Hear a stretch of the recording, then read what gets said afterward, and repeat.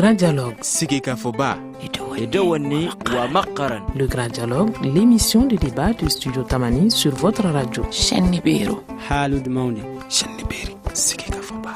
Le Grand Dialogue. Le Grand Dialogue.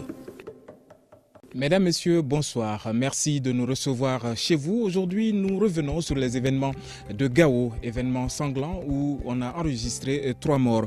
Alors, nous sommes jeudi 29 janvier 2015. Bienvenue donc à cette émission, une émission qui accueille plusieurs invités. D'abord, la MINUSMA. Olivier Salcado est chargé de la communication de la MINUSMA. Nous avons également un chercheur de l'Université de Bamako, Etienne Fakaba Sissoko, et un membre de l'opposition, Amadou Goïta, qui est du Parti Socialiste. Nous aurons également en ligne de Gao, Mohamed Ould Najim, membre du Gatia, et Aboubakrine, Ayouba Aboubakrine, qui a participé donc à cette marche. Je suis Famoussa Sidibé, Salim Douara est à la technique. Studio Tamani. Le contrôle du territoire dans le nord du Mali est un enjeu majeur pour l'ensemble des groupes armés. Aujourd'hui, c'est la ville de Tabankorte, située à 200 km de Gao et à quelques 180 km de Kidal, qui est sous les projecteurs. La ville de Tabankorte est aujourd'hui sous le contrôle de la plateforme, mais à quel prix? C'est la population civile qui se trouve aujourd'hui entre deux feux. Et les soldats de la paix sont aujourd'hui accusés d'avoir tiré sur la population civile mardi dernier lors d'une marche dans la ville de Gao. Alors, qu'est-ce qui s'est réellement passé lors de cette marche? Studio Tamani donne la parole aux acteurs pour revenir sur les faits, rien que sur les faits. Alors, nous avons un participant donc de cette marche depuis Gao, Aboubakrine Ayouba. Bonjour. Bonsoir. Alors, dites-nous, qu'est-ce qui s'est réellement passé lors de cette marche à Gao? La marche a débuté pacifiquement au début. On a marché vers le camp de la MINUSMA, vers la position est de la ville. Peu de temps après, les autres qui sont partis au camp de la MINUSMA, là où on a tiré sur les civils, nous ont appelés pour nous dire que ici, la manifestation est devenue encore plus troublante que du côté est. Donc on s'est tout de suite dépêché pour aller. Et quand vous dites lorsqu'on a tiré sur les civils, est-ce que vous étiez sur place? J'étais sur place. J'étais arrivé juste avant qu'ils tirent sur les civils. On était tous ensemble au beau milieu d'une foule folle devant la MINUSMA. On jetait des pierres. On insultait la MINUSMA lorsqu'on nous a jeté en premier lieu des gaz lacrymogènes. Ils nous ont étouffés. Et la foule est devenue folle, elle a directement foncé, directement sur le camp. Il y a des véhicules de la MINUSMA, des blindés qui sortent et qui viennent au milieu de la foule pour faire des virages de gauche à droite pour essayer de disperser la foule. Mais ces véhicules n'ont pas pu disperser la foule. Alors revenons sur ces tirs. Quand vous dites qu'il y a eu des tirs, comment est-ce que ça s'est passé exactement? Ça s'est passé juste après ces de blindés. Ils ont été en première position au-dessus de les têtes, mais en deuxième position, ils ont tiré directement sur la foule, à balles réelles. Et ça s'est fait à notre présence, nous tous, et j'étais un témoin oculaire. Merci beaucoup Aboubakrine Ayouba. Je rappelle que vous êtes participant donc à cette marche. Merci beaucoup pour ce témoignage. Alors Etienne Fakaba Sissoko, vous êtes chercheur à l'université de Bamako. Dites-nous quelles a été les réactions ici sur place et quel est votre avis sur cette situation? Alors, c'est d'abord l'incompréhension d'une partie de la population, mais aussi pour un homme averti, ce n'est pas surprenant parce que on l'a vu dans le passé, partout où la MINUSMA ou partout où les missions des Nations Unies sont passées, c'est les mêmes problèmes qui ont surgi. Vous vous rappelez certainement en Côte d'Ivoire, c'était le même problème. Au Congo, même problème. Donc aujourd'hui, nous sommes arrivés à un stade où le Malien lambda se pose des questions sur la présence effective de la MINUSMA. Pour qui est-ce que la MINUSMA est ici? C'est ça la question fondamentale qu'on se pose. Et tout ça est parti de quoi? C'est parti de la signature d'un accord entre la MINUSMA et le MNLA, que la MINUSMA appelle document de travail, mais qui définit clairement une zone de sécurité temporaire qui est défavorable aujourd'hui à certains groupes armés. Déjà, le fait que les autres groupes armés n'aient pas été associés à l'élaboration de ce travail-là et que ça soit quelque chose qui se retourne contre d'autres groupes armés, les empêchant de tout mouvement dans des zones qu'ils contrôlent, pour nous aujourd'hui, c'est irresponsable de la part de la MINUSMA et les enquêtes qui ont été annoncées ne suffisent pas. Il faut aujourd'hui aller au-delà et demander le départ pur et simple du contingent responsable en tout cas de cela. Voilà. Alors, nous allons battre le fer quand il est chaud. Olivier Salgado, vous êtes le chargé à la communication de la MINUSMA. Vous venez d'entendre ce témoignage de Gao et également cette analyse d'Étienne Fakaba Sissoko. Quel est votre avis sur la situation ? Écoutez, tout d'abord, ce que je souhaiterais dire, c'est que le sang a coulé à Gao. Il n'aurait pas dû couler mardi. J'ai une pensée émue et profonde pour ces victimes et pour leurs familles. On s'est exprimé à plusieurs reprises là-dessus. C'est vraiment quelque chose que nous regrettons. Et la tournure des événements a été condamnable. Elle est condamnable. Maintenant, pour revenir à la façon dont on décrit, parce qu'il y a eu beaucoup de manipulations dans tous ces événements, dans toutes ces explications. Il faut vraiment, et les enquêtes le prouveront, comme vous le disiez, des enquêtes ont déjà commencé et vont être très approfondies. Il faut savoir qu'est-ce qu'il s'est passé. On parle d'une manifestation, l'auditeur, je ne sais pas si on l'a toujours en ligne, l'auditeur nous parle d'une manifestation, oui, qui était autorisée, place de l'Indépendance à Gao ce matin-là.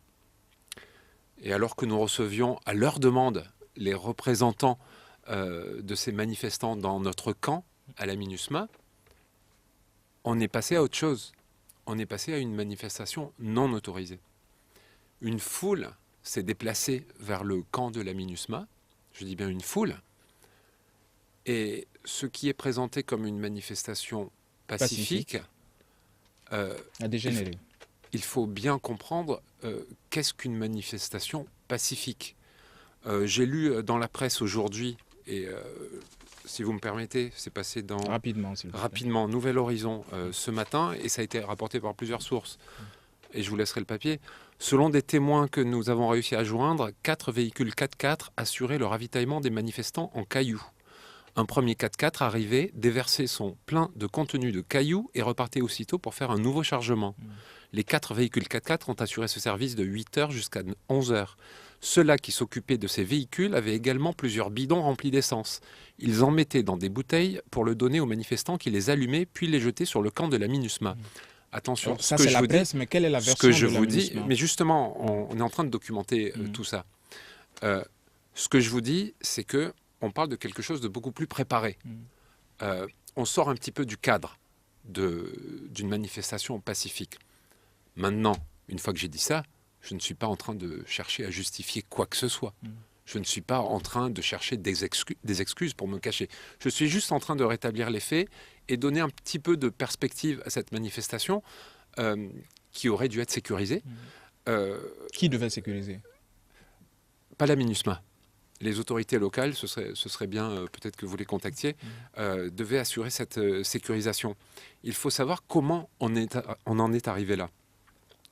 Suite à ce débordement, et je vous parle pas cet article ne parle pas des machettes, cet article ne parle pas des cocktails Molotov, cet article ne parle pas des manifestants qui sont montés sur les blindés de la MINUSMA, molestant les personnes qui étaient à l'intérieur de ces blindés, les virant, si vous me permettez l'expression, allumant le feu dans ce blindé, commençant à toucher les armes de ce blindé. C'est juste pour resituer le contexte. Alors malheureusement, oui, effectivement, il y a eu des tirs de gaz lacrymogène. Oui, ça c'est sûr. L'ordre a été donné, c'est quelque chose de très naturel dans ces conditions. Également des tirs de sommation en l'air pour disperser la foule. Pas plus ? Oui. Alors, pas plus, et c'est là où c'est important. Aucun ordre n'a été donné de tirer sur la foule. Mais est-ce qu'il y a eu Et c'est là qu'une enquête est indispensable pour nous, pour savoir comment on a pu en arriver là. D'où viennent ces tirs? Pourquoi il y a eu ces tirs? Dans quel but? Donc l'enquête va l'enquête le définira. Et je vous l'annonce ce soir, ça vient de sortir. Le secrétaire général a déclenché lui aussi une enquête indépendante de son côté. Il y a des gens qui se déplacent de New York pour mener cette enquête, en plus de l'enquête de la MINUSMA, qui est prête à coopérer pour toute enquête conjointe avec les autorités du Mali. Merci Olivier Salgado. Alors Amadou Goïta, vous êtes de l'opposition. Je rappelle que nous avons invité la majorité à ce débat. Malheureusement, nous n'avons pas eu de suite favorable à cette invitation. Alors Amadou Goïta, vous êtes de l'opposition. Le président Ibeka s'est rendu sur le terrain. Aujourd'hui, c'est la MINUSMA qui annonce l'ouverture d'une enquête, pas les autorités de Bamako. Comment est-ce que vous voyez toute cette situation? Je vous remercie. Nous avons été aussi, tout comme tous les Maliens, indignés et scandalisés par la tenue des événements à Gao. Nous nous posons la question pourquoi cette politique de deux poids deux mesures. À Kidal, il y a eu des manifestations. On a caillassé la MINUSMA. À Gao, des jeunes sont sortis pour user d'un droit constitutionnel, puisque la constitution malienne prévoit de manifester. Et la MINUSMA qui a pour mission d'appuyer les autorités maliennes à travers les forces armées de sécurité, à stabiliser le Mali, à sécuriser le Mali et surtout à protéger les populations civiles. C'est cette MINUSMA qui malheureusement a tiré sur des manifestants désarmés qui ne faisaient que dénoncer un acte qui remettait en cause la souveraineté du Mali. Puisque, comme je l'ai dit, la MINUSMA est présente au Mali pour appuyer les autorités maliennes. Elle ne devait signer aucun accord avec des groupes armés sans l'aval en amont des autorités maliennes. Malheureusement, cela s'est fait à l'insu des autorités maliennes, ce qui a révolté ces jeunes. Donc voilà, aujourd'hui, nous demandons à l'opposition d'abord l'ouverture d'une enquête pour situer leur responsabilité, savoir qui a pu faire usage des armes pour tuer des Maliens dont ils sont censés protéger. Maintenant, quant à la visite du président Ibeka, nous saluons cette visite. D'ailleurs, c'est ça que nous avions toujours demandé, que les autorités soient plus proches des populations et qu'elles ne délèguent pas, ne sous-traitent pas la sécurité du Mali à d'autres. Alors aujourd'hui, Olivier Salgado dit que c'était une manifestation contre la MINUSMA, mais les autorités maliennes devaient assurer la sécurité de cette marche. Quelle est aujourd'hui la responsabilité des autorités maliennes dans cette marche? Non, je pense que comme on a parlé d'ouverture d'une enquête, laissons l'enquête arriver à son terme. C'est vrai, c'est une manifestation. Donc une manifestation parle de maintien d'ordre. Dans un maintien d'ordre, on ne doit pas faire usage des armes. Le maintien d'ordre se fait partout au monde, partout en France, aux États-Unis. Quand des gens marchent, souvent, il y a des jets de pierres, il y a des jets de cocktails Molotov, mais on ne fait jamais usage des armes. À partir du moment où il y a eu usage des armes, à partir du moment où il y a eu mort d'homme, maintenant, l'essentiel pour nous aujourd'hui, c'est qu'il y ait des enquêtes et que les responsabilités des uns et des autres soient situées. Maintenant, en amont, qu'est-ce qui nous a amené dans tout ça? La question, c'est à ce niveau. Pourquoi les jeunes de Gao qui avaient marché 72 heures avant pour soutenir la MINUSMA sont ressortis maintenant pour dénoncer la MINUSMA? Ça veut dire qu'il y a un acte répréhensif qui a été posé. Et voilà. Goïta, est-ce que si cette marche était sécurisée par les autorités maliennes, encore une fois, il y aurait eu ce dérapage? Si la marche était sécurisée, j'ose espérer que les autorités de Gao ont pris les dispositions nécessaires pour sécuriser la marche. Mais à partir du moment où elle a débordé, si elle déborde, ça appartenait à la MINUSMA et aux autorités maliennes d'agir dans le cadre du maintien de la sécurité. Le maintien, comme je l'ai dit, ce n'est pas une opération militaire, ce n'est pas une guerre. Il s'agit d'une manifestation pacifique qui a certes débordé. Maintenant, n'ayant pas tous les éléments d'appréciation, je ne peux pas accuser les autorités maliennes de n'avoir pas accompli la mission. Deux mots avant la pause. Il y a vraiment plusieurs choses sur lesquelles j'aimerais réagir. On a cité deux événements, celui de Kidal et celui de Gao. C'est deux événements complètement différents. Vous connaissez sans doute Kidal, en tout cas la piste d'atterrissage.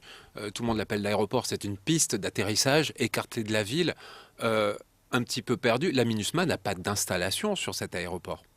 La MINUSMA a des lampadaires pour éclairer la piste, parce que c'est obligatoire quand on veut que des avions se posent, et à deux tentes avec des petites tables. Ce n'est pas une installation des Nations Unies. Quand il y a eu cette manifestation, bien sûr, ce n'est pas une installation des Nations Unies. Quand il y a eu cette occupation de l'aéroport, à Kidal, de la piste d'atterrissage, Eh bien, qu'est-ce qu'il s'est passé? Il y a eu usage de gaz lacrymogène pour disperser les occupants de la piste d'atterrissage, mais vu que la tension était trop vive, les casques bleus sont retournés dans leur camp. Pourquoi? Parce que dans l'absolu, il n'y avait rien à protéger sur une piste d'atterrissage. Alors que dans le cas de Gao, si je peux me permettre, il s'agit d'une enceinte des Nations Unies où travaillent militaires, policiers, personnel Donc civil, des civils également. personnel civil, des équipements, et où toute la viabilité de la mission était en jeu. Alors nous allons juste observer 2 secondes de pause et nous redistribuerons la parole pour la suite de cette émission, donc pour la deuxième partie. Vous écoutez Studio Tamani, votre avis nous intéresse. Écrivez vos commentaires et suggestions sur la page Facebook et dialoguez avec nous. Studio Tamani, c'est aussi les réseaux sociaux. Et surtout pas de faire un tour sur notre site web www.studiotamani en un seul mot. Et notre page Facebook est à votre disposition pour toute éventuelle réaction par rapport à ce que vous entendez à travers nos 20 stations partenaires dans le Mali entier. Alors aujourd'hui, nous revenons sur les événements de Gao qui ont fait, je vous le rappelle, 3 morts et plusieurs blessés. Et nous sommes avec plusieurs invités. Un membre du Gatia, Mohamed Ould Najim, est au téléphone depuis Gao, Amadou Goïta de l'opposition, du Parti socialiste, et Étienne Fakaba Sissoko est également avec nous. Il est chercheur à l'université de Bamako. Nous avons également un représentant de la MINUSMA, en la personne d'Olivier Salgado, responsable de la communication de la MINUSMA.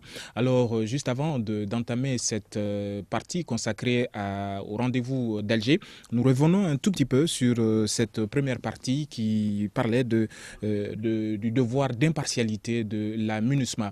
Alors, tout est parti, ces manifestations qui ont eu lieu à Gao, tout est parti donc de ce document rédigé par la MINUSMA, et nous avons un membre du Gatia, si je ne m'abuse, nous avons au téléphone Mohamed Ould Najim. Bonjour Mohamed.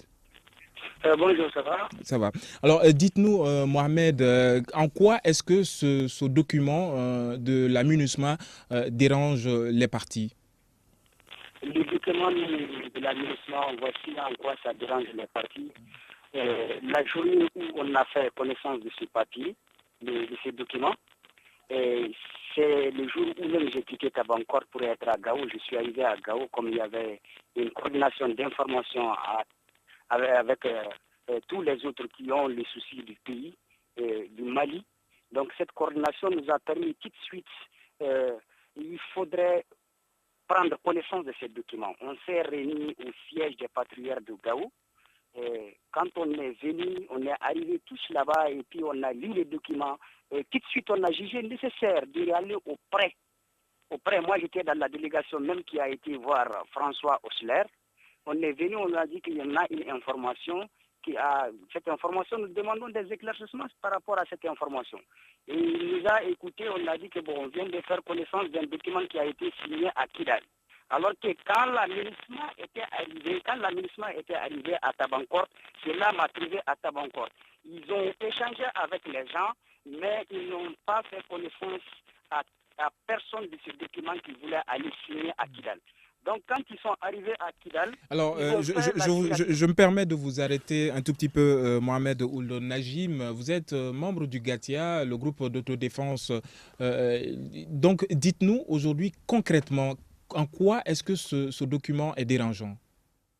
Le document est dérangeant parce qu'on ne peut pas comprendre que dans la région de Gao à laquelle nous appartenons, qui n'a jamais violé le cessez-le-feu, et que au jour d'aujourd'hui, on veut poser une zone tampon dans la région de Gao qui n'a jamais bougé de sa place. Et on sait particulièrement qui est-ce qui bouge, vient attaquer la région de Gao. Je parle précisément de Tabancor.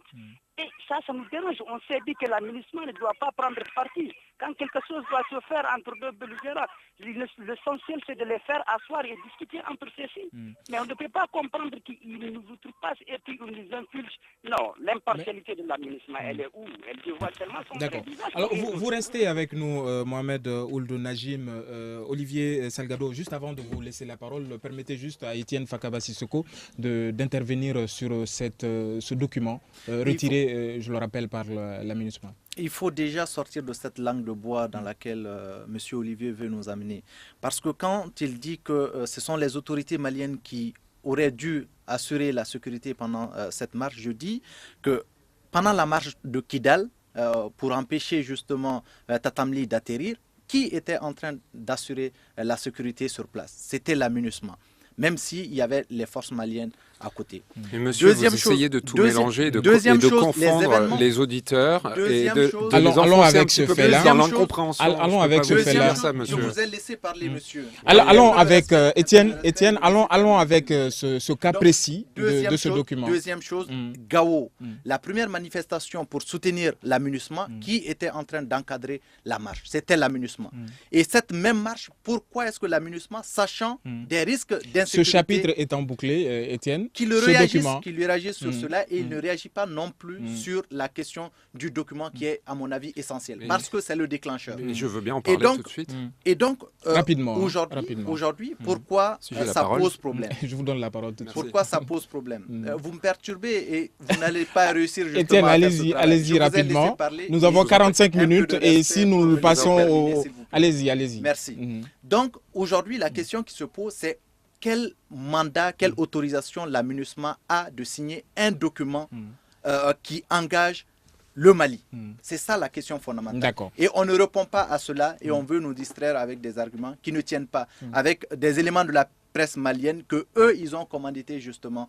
Ce n'est pas crédible. Ça n'engage que Tienne Fakaba. Alors, ça fera plaisir à Baba Sangaré que vous lui transmettrez. Allez-y, Olivier. Oui, alors, effectivement, mais je comprends que vous soyez confus. Cette histoire est confuse, une totale incompréhension est manipulée et entretenue à des fins politiques. C'est manipulé depuis le début. Je comprends votre incompréhension. Je vais vous expliquer ce qu'il s'est passé. Je vous rappelle qu'on va parler d'un document qui a été retiré depuis. Qu'est-ce qu'il se passe? Les groupes armés, les mouvements armés combattent à Tambacourt. La mission a pour mandat principal la protection des civils. Qu'est-ce qu'il se passe à Tambacourt? Nous avions le devoir d'aller protéger les civils. Vous savez quoi? Nous avons évacué des dizaines de civils de Tambacourt. On les a évacués rapidement. Qu'est-ce qu'il se passe? Deux groupes s'affrontent. Nous devons trouver une solution pour que ça s'arrête, pour que cette situation s'arrête. Des vies sont en danger. Donc, après l'épisode... s'affrontent parce qu'un des groupes a quitté sa position. Étienne, s'il vous plaît. Olivier, allez-y. Si vous me permettez. Nous décidons de créer une zone de sécurité temporaire. Mais là, je vais peut-être vous apprendre quelque chose. Cette proposition ne vient pas de la MINUSMA. Cette proposition a été faite par la plateforme au tout début. Elle est faite, et suivez bien s'il vous plaît, parce que personne n'a suivi le déroulé des événements. Elle est faite par la plateforme. Ensuite, une fois qu'on fait un projet, on parle d'un projet de discussion. On se rend à Kidal. Qu'est-ce qu'il se passe à Kidal? Il y a les mêmes discussions. On montre est-ce que ça vous va, une zone de sécurité temporaire? Oui, non, un document est signé. Un document qui a été pris par tout le monde, et c'est ce qui a entraîné une confusion totale, pour un document officiel. Ce document a ensuite été manipulé, avec, pour le rendre encore plus officiel, rajout de drapeaux, de logos des Nations Unies. Ce n'était qu'un PV de compte-rendu de réunion.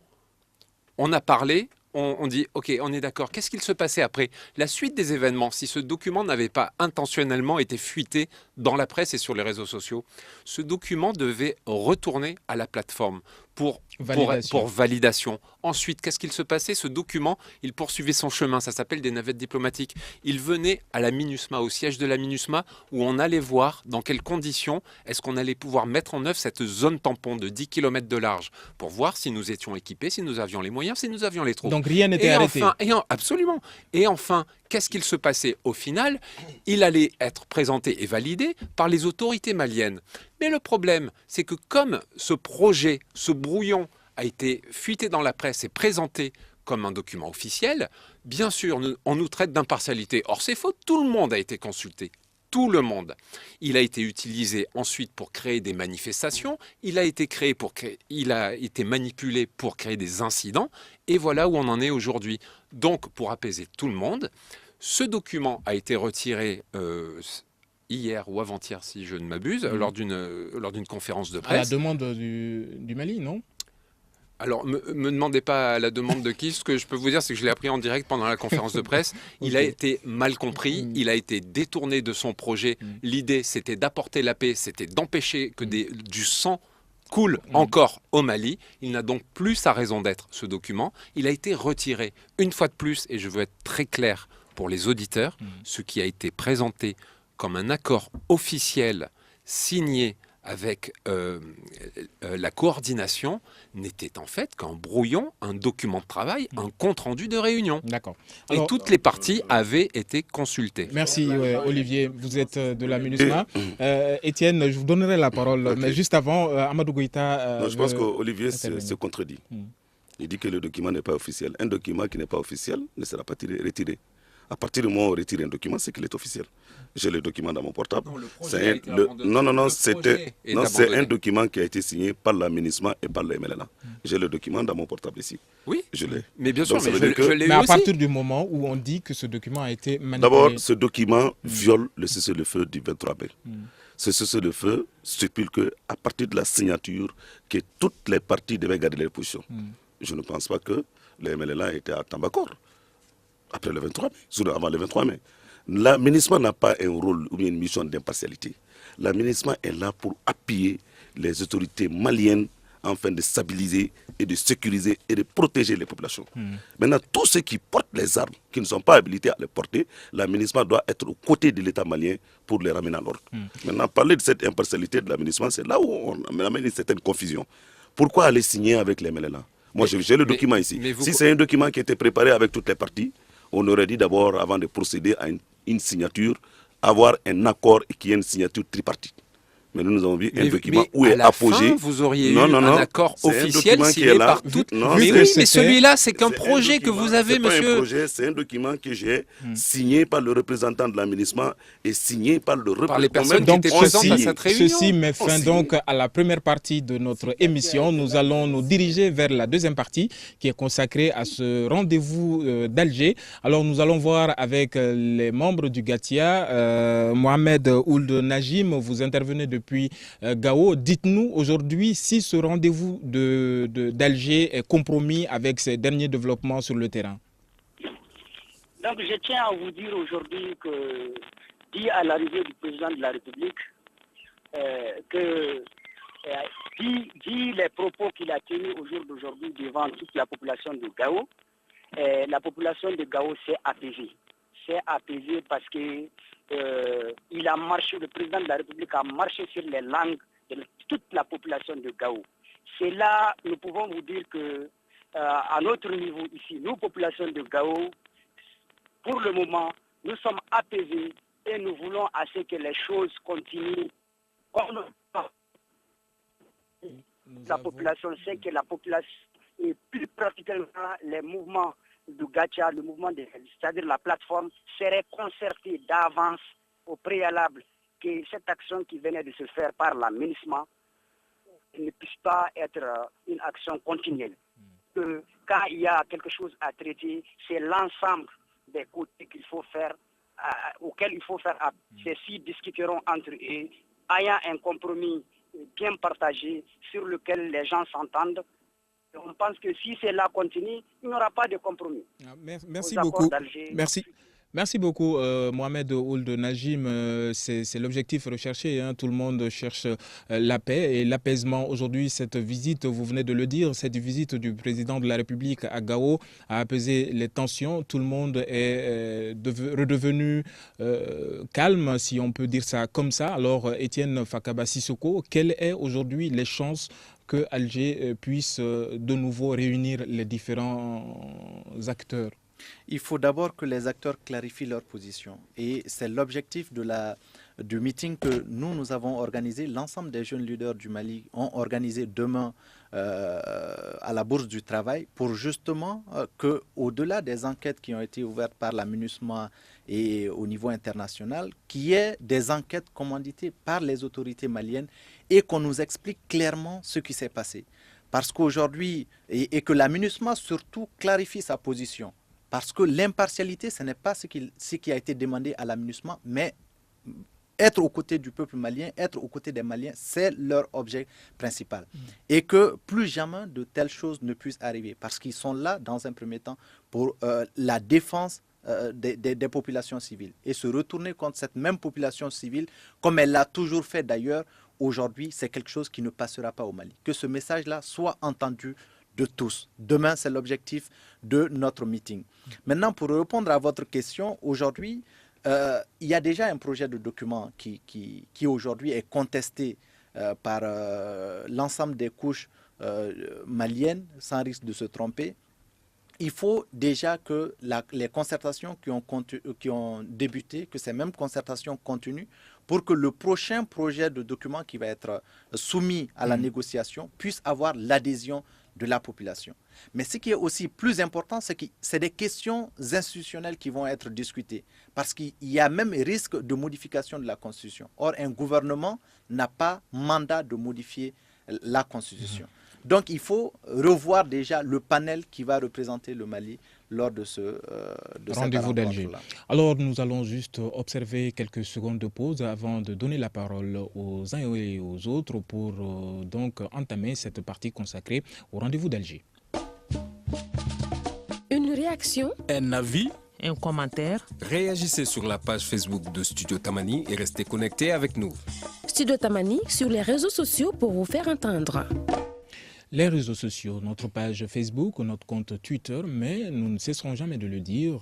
Faites également un tour sur notre site web www.studiotamani en un seul mot.org. Alors, je rappelle que nous discutons aujourd'hui sur les événements survenus à Gao, faisant 3 civils morts du côté des manifestants le mardi dernier et plusieurs blessés. Alors, nous sommes avec des invités, 4 au total. Olivier Salgado, du chargé de communication à la MINUSMA, Étienne Fakaba Sissoko, chercheur à l'université de Bamako, et Amadou Goïta, qui est du Parti socialiste, parti de l'opposition. Nous avons également Mohamed Ould Najim, le représentant du Gatia au téléphone, qui intervient depuis Gao. Je rappelle que nous avons fait appel au Gatia, je dirais au MNLA, pour participer à cette émission, mais malheureusement, nous n'avons pas eu de suite favorable et la majorité présidentielle également a été conviée à cette émission sans suite. Alors, nous sommes donc sur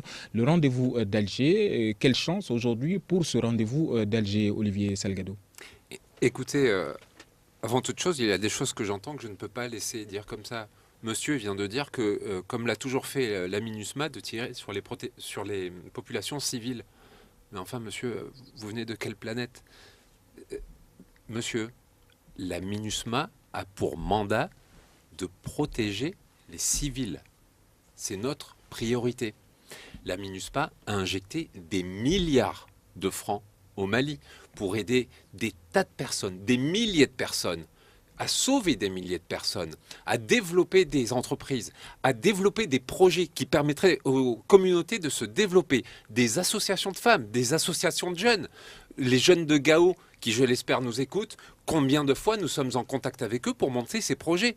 Donc monsieur, il y a des choses que vous dites qui sont très douloureuses à entendre et qui participent à la désinformation. Et je me devais... Étienne, s'il vous plaît. Étienne, s'il vous plaît. Étienne, s'il vous plaît. S'il vous plaît. Olivier.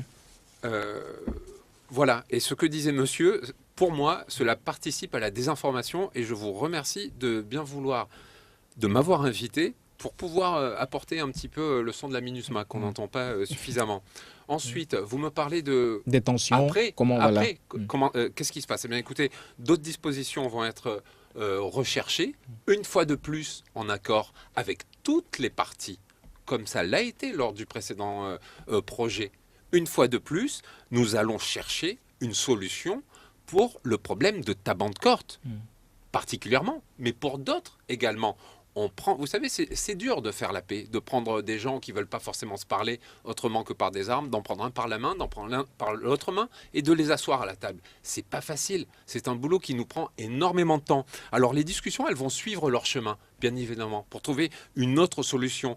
Un chemin déjà établi par l'intermédiaire du CTMS, par exemple, et pas plus tard que demain ou dans quelques jours, ça va se poursuivre. Et d'autres mécanismes qui ont été créés à la base des accords de Ouagadougou. et qui vont soutenir le processus d'Alger. Voilà, c'est ce qui nous attend. On réunit les gens, on discute, on les fait dialoguer. Vous savez, le slogan de la MINUSMA, c'est « Ensemble, réussir la paix ». La MINUSMA n'est rien sans les Maliens qui nous écoutent. Dans « Ensemble, réussir la paix », il y a « Ensemble ». C'est ce que je peux vous dire, c'est ce que je veux vous dire et c'est ce que je crois profondément. Alors, Amadou Goïta, quelques mots sur ce rendez-vous d'Alger. Est-il compromis aujourd'hui avec les derniers développements sur le terrain? Non, je ne pense pas que le rendez-vous d'Alger soit compromis, puisque c'est un processus. Quoi que nous fassions, nous sommes obligés de nous retrouver autour de la table. On ne peut assurer le développement sans la sécurité. Et moi, j'estime aujourd'hui que c'est vrai, c'est un coup dur. Nous devons rappeler à la MINUSMA, comme je l'ai dit, elle n'a pas un rôle d'interposition. Je me rappelle, avant la constitution de la mission MINUSMA, nous avions rencontré les représentants de l'époque. On nous avait rassuré que la MINUSMA devait être là. Et les différentes résolutions qui ont été votées en faveur du Mali, que ce soit la 2056, la 2075, la 2085, la 2100, la 2164, toutes ces résolutions stipulent que la MINUSMA doit appuyer les autorités maliennes. Voilà pourquoi je dis que ce projet, vous l'avez dit que c'était un projet, c'est un accord, je l'ai. L'accord même devait rentrer en vigueur une semaine après la signature. Donc je pense que nous devons soutenir la stabilité. Mais cela ne doit pas remettre en cause le processus de dialogue d'Alger. Un projet d'accord nous a été présenté. Ce projet, nous sommes en train de l'amender, puisque nous pensons à l'état actuel, il ne peut pas être mis en vigueur. Aujourd'hui, il ne faut pas que les forces obscures aient raison de la volonté manifeste des autorités maliennes, du peuple malien, d'aller à la paix. Nous assumons que nous avons payé beaucoup de tribut, du sang a coulé, du sang continue d'être coulé. Faisons en sorte maintenant qu'on puisse amener la paix et que la souveraineté du Mali s'exerce sur l'ensemble du territoire malien. C'est en cela que nous attendons la MINUSMA, pour que la MINUSMA appuie nos autorités dans ce sens, mais pas d'aller signer un document au nom du Mali sans les autorités maliennes. Alors nous avons à partir de Gao, Mohamed Ould Najim, membre du GATIA. Mohamed, est-ce qu'avec ces différentes radicalisations, à la fois de la part de la plateforme et de la coordination, est-ce que cette radicalisation-là, ces radicalisations, je dirais, ne compromettent pas ces pourparlers d'Alger? Mais je vous ai dit que quant à la plateforme, il n'y a eu jamais d'outrepassement de quoi que ce soit. La plateforme a toujours respecté ce que la paix a demandé. Mais quant au mouvement des groupes armés de la Zawadla, ce sont eux qui se déplacent, ce sont eux qui créent d'autres... Et la MINUSMA a les yeux sur ça, la MINUSMA sait particulièrement ce qui se passe. Donc nous autres, on sait qu'on est dans la logique, on est à nos places, on n'a jamais bougé et les intentions sont animées, c'est-à-dire on est animé de bonnes intentions. Et donc voilà, on sait que nous, on n'est pas fautifs.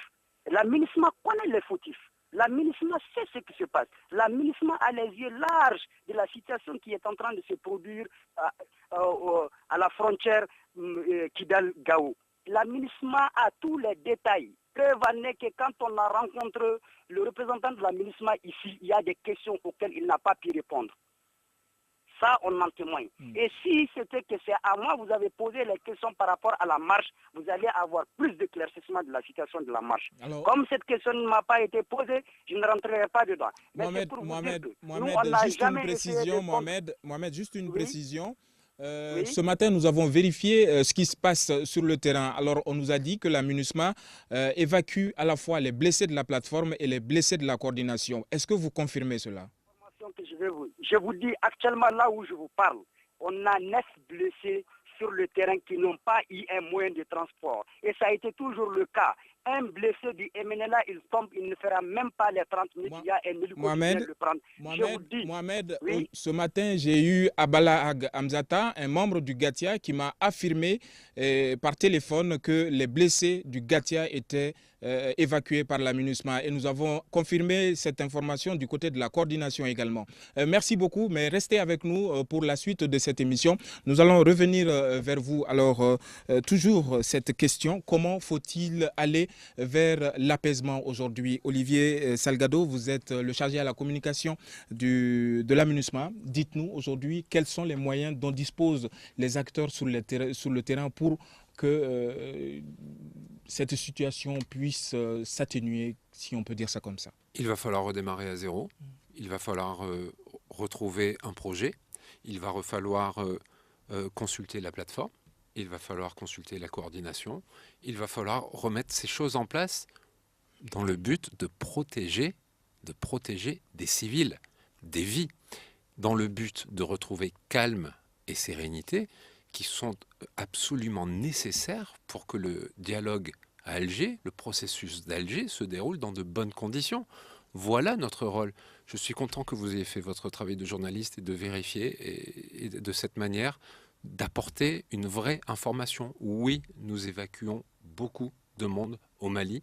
Oui, nous sauvons des vies au Mali. Et ça ne se sait pas assez. Alors, Etienne Fakaba Sissoko, quelles sont les chances aujourd'hui pour un retour au calme? Pour le retour au calme, il faut déjà saluer l'initiative du président de la République de se rendre à Gao. C'est ce que nous avons toujours demandé, d'être aux côtés des populations. Maintenant, il faut aller au-delà et après ce retour-là, faire une adresse à la nation pour donner des explications claires sur la situation. Et je vous ai parlé tout à l'heure du meeting que nous avons demain à la Bourse du Travail. C'est dans ce sens-là. C'est renouveler cet appel au président de la République, à l'ensemble des autorités politiques pour qu'ils s'assument et qu'ils remettent à leur place la MINUSMA qui semble oublier ses prérogatives. Et au-delà de ça, il faut revenir sur, comme je vous ai dit également, le projet de document qui a été proposé pour la signature. Il faut revenir sur ce document et avoir l'adhésion, encore une fois de plus, de la population. Parce que sans l'adhésion populaire à tout accord de paix, l'applicabilité de cela sera impossible. Et aussi appeler les partis, les groupes armés à être plus responsables. Parce que dans cette situation d'insécurité permanente, nous ne pouvons arriver à rien. Et aujourd'hui, les responsables de ces différentes manifestations sont visiblement le MNLA, qui refuse de rester dans ses positions d'après le 23 mai. Et or, sans ce respect strict de cela, on ne peut arriver à rien. Et sinon, aujourd'hui, beaucoup de gens s'étonnent du fait que les forces armées maliennes ne bougent pas. C'est justement parce que nous respectons le cessez-le-feu qui a été signé. Et il faut que les groupes armés respectent autant que le Mali respecte ces cessez-le-feu-là. Alors, Amadou Goïta, un dernier mot sur ce retour au calme? Oui, il faut d'abord rendre justice, que les responsabilités sont situées. Ceux qui ont fait usage de leurs armes soient arrêtés et condamnés conformément à la justice. Il faudrait aussi que l'État reprenne toutes ses responsabilités. On est en train de décider du Mali.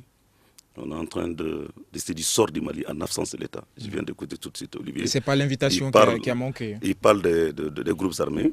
Il dit qu'il faut ramener la confiance entre les groupes armés. La MINUSMA ne doit pas se substituer à l'État malien. Et l'État malien aussi doit jouer pleinement son rôle. Les seules forces habilitées à posséder des armes, c'est les forces armées et de sécurité. Malheureusement, nous constatons que le gouvernement malien sous-traite la sécurité du Mali à des groupes armés et nous estimons que cela est un peu dangereux pour notre pays. Le processus de paix doit continuer puisque c'est cela que les Maliens retrouveront le salut. Alors, nous espérons recevoir plus souvent la MINUSMA pour venir débattre de sujets qui la concernent. Un dernier mot, Olivier, avant de quitter? Le choix de la paix. Le choix de la paix, je ne vois pas d'autre solution. J'ai écouté le président avec attention. Vigilance, il y a eu beaucoup de manipulations dans toutes ces histoires. Vigilance, ne nous laissons pas manipuler parce que pendant ce temps, pendant qu'il y a le chaos au Mali, il y a des gens qui profitent tranquillement. Donc voilà, et puis une pensée émue, une fois de plus, pour ces victimes qui n'auraient absolument pas dû y avoir mardi à Gao. Alors mardi à Gao, nous discutions sur ces événements survenus à Gao. Je rappelle que l'ouverture d'une enquête a été annoncée par les responsables de la MINUSMA. Nous nous quittons sur ces notes d'espoir pour que la vérité éclate enfin, pour situer enfin les responsabilités. Alors ce débat portait justement sur cette question et nous étions avec plusieurs invités. Alors d'abord Ayouba Abouakrine, participant de cette marche depuis Gao, et Mohamed Ould Najim, membre du Gatia qui intervenait depuis Gao, Olivier Salgado, chargé de la communication de la MINUSMA, et nous avions également deux autres invités, Amadou Goïta du Parti Socialiste, parti de l'opposition, et Etienne Fakaba Sissoko. Je suis Famoussa Sidibé. Cette émission a été réalisée par Rokia Danyoko, Salim Douara était à la technique et Nouhoum Dire est à la régie vidéo. Nous vous disons à demain pour un autre débat.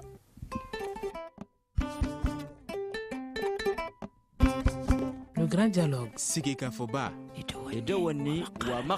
Le Grand Dialogue, l'émission de débat du Studio Tamani sur votre radio. Le Grand Dialogue. Le Grand Dialogue.